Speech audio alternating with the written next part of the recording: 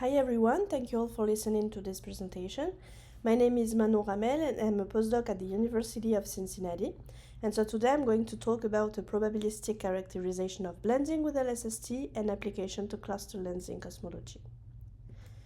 So I'll start with a brief introduction about galaxy clusters. As you know, galaxy clusters are the largest gravitationally bound structures in the universe. They are very massive and composed from 50 to 1000 of galaxies bound together by gravity. So galaxy clusters trace the highest peaks in the matter density field, and the number of these other densities, as well as the masses, are very dependent on the history and evolution of structure formation and so on cosmological parameters.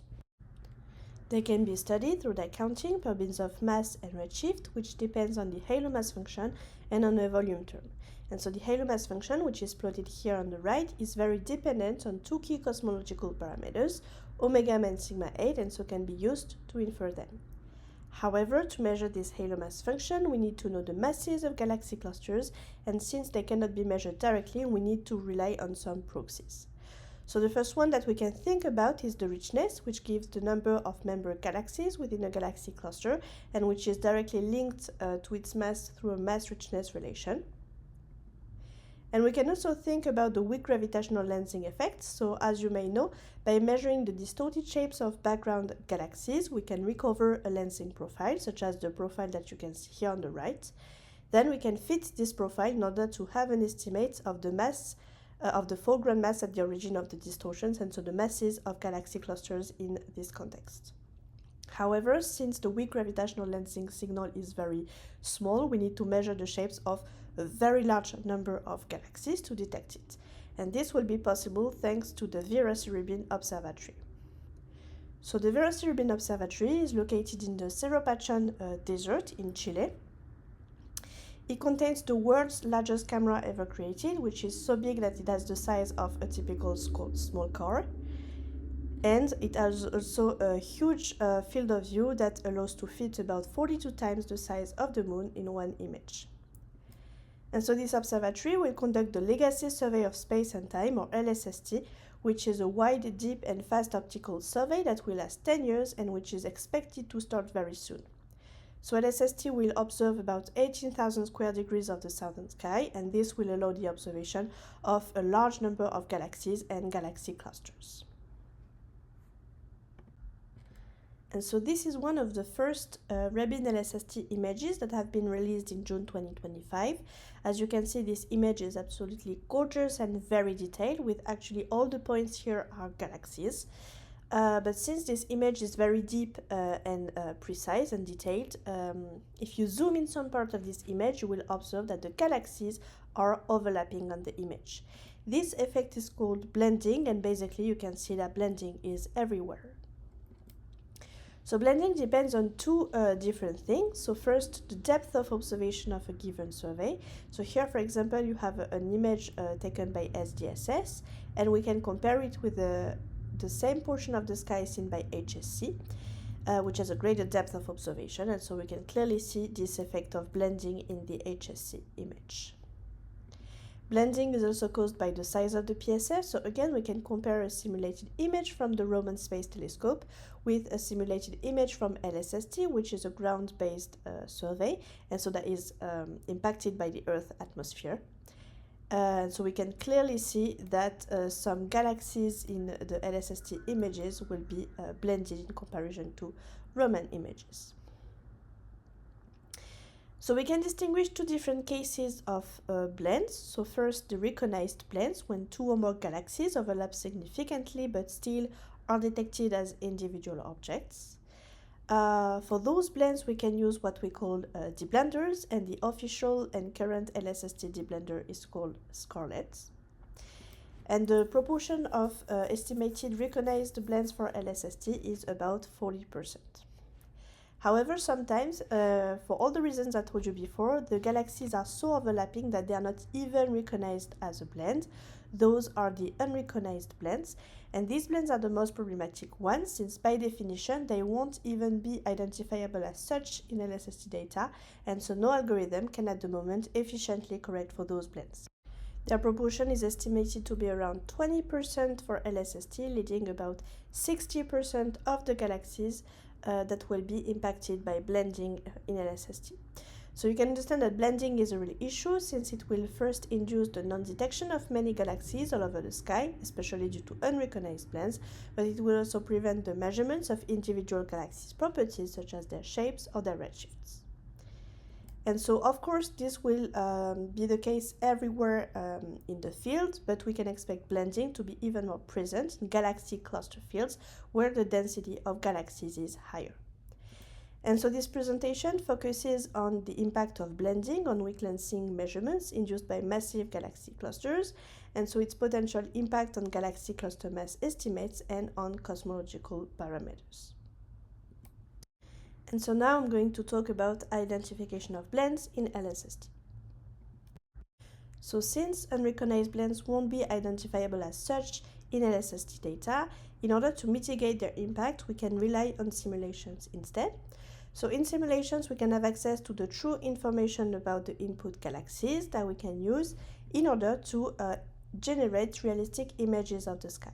Then we can detect the galaxies from those images, and basically what we want to have is a one-to-one match between the input galaxies and the detections. Of course, this won't be the case, essentially due to blending, but the matching between the input galaxies and the detections can allow us to identify blended systems amongst the data. So this is what I did. I've been working with two simulated catalogs from the Desk Data Challenge 2, DC2. So the first one is Cosmo DC2. It is known as the Truth or Reference Catalog. So this is an extragalactic catalog from a dark matter only n-body simulation, and it contains all the information about the input galaxies, but also dark matter halos. From this catalog, realistic images of the sky have been simulated, and then objects from those images have been detected, and all their measured properties have been placed in a second catalog called DC2 Object. And so the idea of the following steps is to find and provide a reliable matching procedure between the two catalogs in order to identify and characterize blended systems. So to do that, I have first used a simple matching procedure, which is a friends of friends algorithm. So this algorithm takes as input the two catalogs we want to compare and a distance in arcseconds called the leaking length. And so if two galaxies or objects are located within a distance equals to the leaking length, they are placed in the same group and so on. And so this algorithm allows to create diverse groups of different sizes, composed of galaxies from Cosmo DC2 in red and detected objects from DC2 Object in blue. Then, based on the number of galaxies and objects within each group, we can determine if those groups are blended groups or not and which type of blends there are. So here I'm showing you one example of a system recovered by the algorithm, which is composed of 3 truth galaxies in red, but only 2 detected objects in blue. So this is a case of unrecognized blend, and this is what I call a 3-2 system. You can see that I also modeled the contours of the galaxies and the objects using an ellipse model, typically based on the second moment of the flux. And so we can compare this 3-2 system with 2 other similar systems. But actually, by looking at those different systems and groups, you can see that some parts or some groups look more problematic than the others. And so we concluded about the fact that the position information that is used by the friends of friends algorithm only was not sufficient in characterizing and distinguishing those different groups. And so we needed to account for more information, such as shape or flux information, for a better characterization of blended systems in the data. To do so, we define blending as a matching ambiguity between pairs of objects and galaxies, because blending exists since we have some detected objects in the sky that are improperly matched to their true galaxy.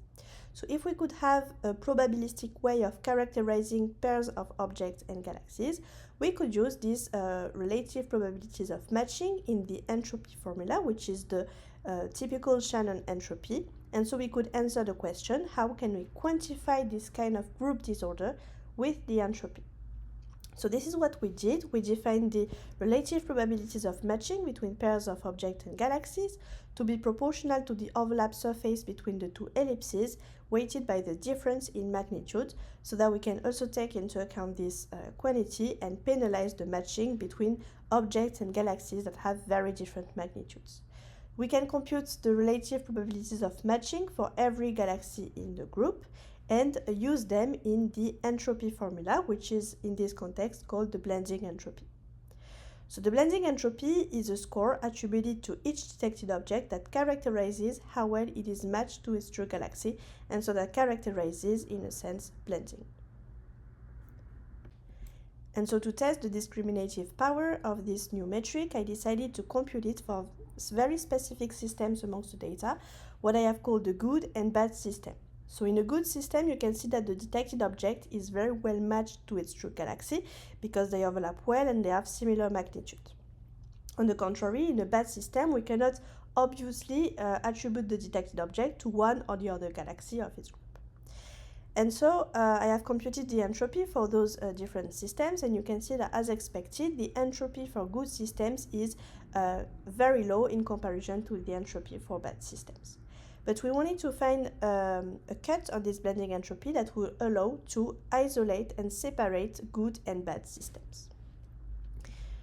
So in order to do that, I tested several different cuts on the blending entropy, and I removed all the objects with an entropy higher than this cut. So here I'm showing you the fraction of suppressed objects as function of the blending entropy cut for both bad and good systems.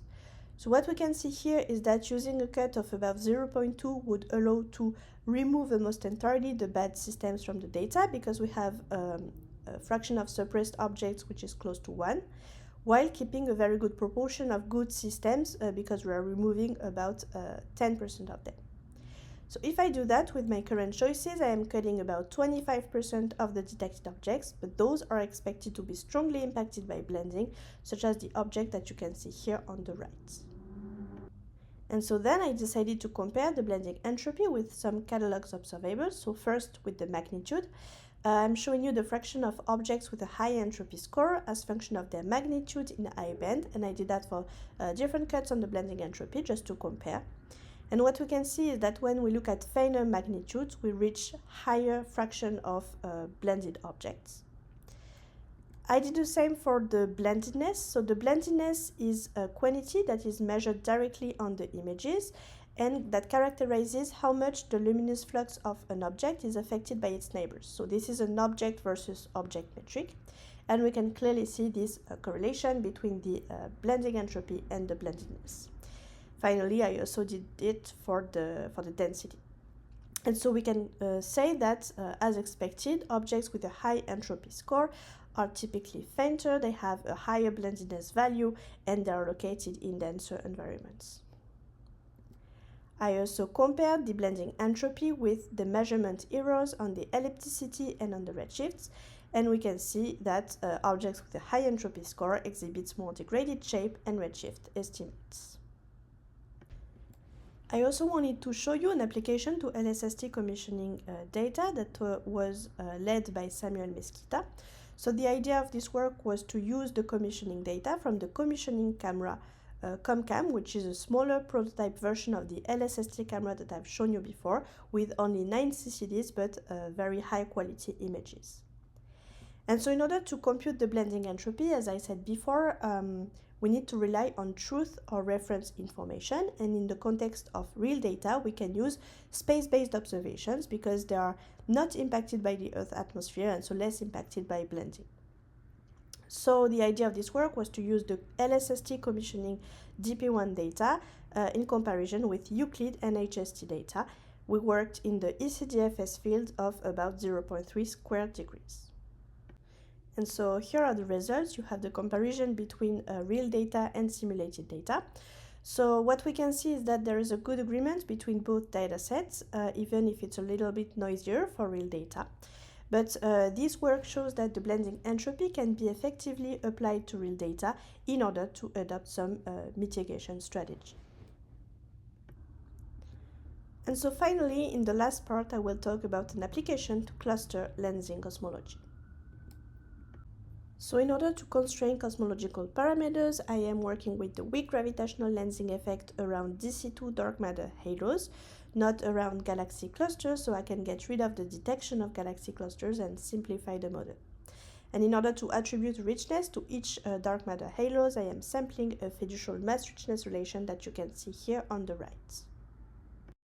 So the idea is to study per beams of richness and redshift the halo number count and the weak lensing masses estimated from the weak lensing profile. So here I'm showing you an example of stacked delta sigma lensing profiles.